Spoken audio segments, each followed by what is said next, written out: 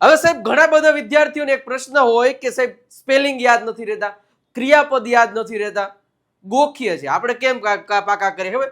BEGIN begin એટલે શરૂ કરવું, BUY બાય એટલે આ પેલા વાળા આમ શીખતા હોય એ સ્પેલિંગ આપણે પેલા બીજા ધોરણમાં હતા ને ત્યારે. હવે આમ નો તો હવે કેમ હોય? હવે સિમ્પલ એક વસ્તુ છે કે ભાઈ તમારે આવી રીતે સ્પેલિંગ પાકા ન કરવાનું હોય. તમને એટલી ખબર હોય બિગિન એટલે શરૂ કરવું થાય, પરંતુ આની સાચી એવી ટેકનિક શું છે, સાચી એવી પદ્ધતિ શું છે કે આને આપણે પાકા કર્યા વગર ઓટોમેટિકલી યાદ રહી જાય. હવે હું ઘણીવાર ઘણા બધા વિદ્યાર્થીઓને ઉદાહરણ એક જ આપું, ડોગ એટલે તરત મગજમાં કૂતરો જ આવે, કોઈ દી હાવ જ આવ્યો નહીં આવે.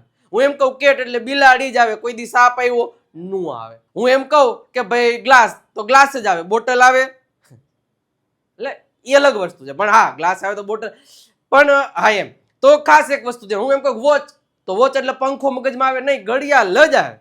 તો આવી જ રીતે બિગિન એટલે શરૂ કરવું જ મગજમાં આવવું જોઈએ. એ ક્યારે થશે?